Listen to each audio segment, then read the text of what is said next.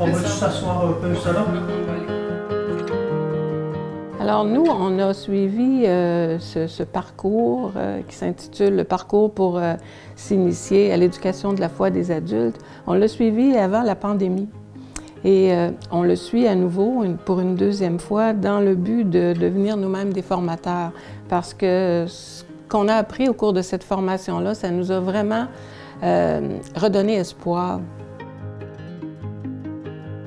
Alors au départ, ce qui nous a donné le goût de suivre cette formation-là, c'est oui, par curiosité, mais aussi parce que par rapport à l'Église, on était déçus et inquiets de notre Église. Puis on avait besoin de peut-être donner un sens à tout ce qu'on vivait. Et lorsqu'on a suivi cette formation, ça nous a vraiment redonné l'espoir. Puis surtout, ça nous a donné des pistes comme chrétiens engagés. Ça nous a donné des pistes pour se mettre en action, pour savoir quoi faire, comment aider notre Église actuellement. L'approche qui est proposée, ils appellent ça la nouvelle posture intérieure.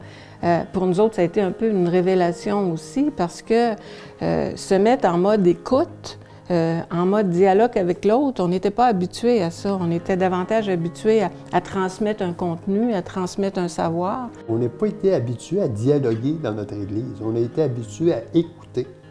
Dans nos rassemblements, on écoute, mais avec eux autres, on dialogue. Alors quand on a un dialogue, ça nous fait grandir, ça nous fait voir d'autres choses. Alors de voir ce que les autres pensent, bien, je pense que c'est ça l'Église de demain. L'Église de demain est là. Puis, on était en mesure de l'expérimenter. Ben oui.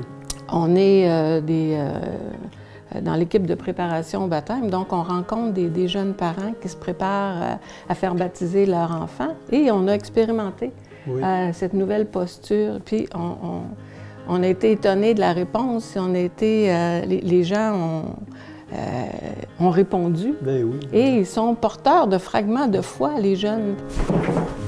Est-ce que je te sors le lait? Oui.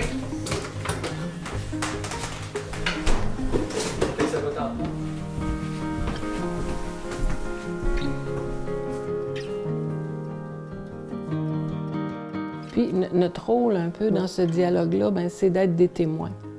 Des témoins de la présence agissante de Dieu dans nos vies ici et maintenant, puis de leur faire prendre conscience aussi qu'il est agissant dans leur vie aussi, parce que je le disais tantôt, ce qui est important, c'est pas le savoir à transmettre, c'est favoriser chez l'autre la rencontre avec le Christ. Parce qu'une fois que tu l'as rencontré, tu as juste le goût de continuer à cheminer avec. Le dialogue qu'on fait avec des gens, ça nous fait grandir notre foi aussi. Ça nous fait grandir comme foi. Comme personne, comme chrétien. Puis on dirait qu'on voit notre foi, on voit notre foi en dehors même de l'Église. On trouve notre foi même en dehors de l'Église. C'est beaucoup l'espoir que ça nous a redonné, que la situation qu'on est en train de vivre en Église actuellement, elle a un sens. Ça nous permet d'ouvrir des chemins nouveaux pour faire les choses autrement. Dans l'histoire du peuple de Dieu, c'est ce qui s'est passé dans les grandes situations de bouleversement ou de crise. Ça a toujours été des moments pour ouvrir des chemins nouveaux, pour faire les choses autrement. Alors c'est ce qu'on est en train d'expérimenter, faire les choses autrement.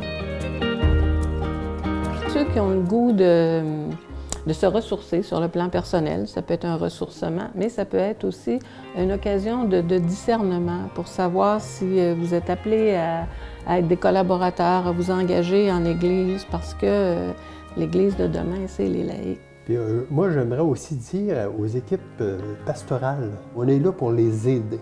On veut être des collaborateurs précieux.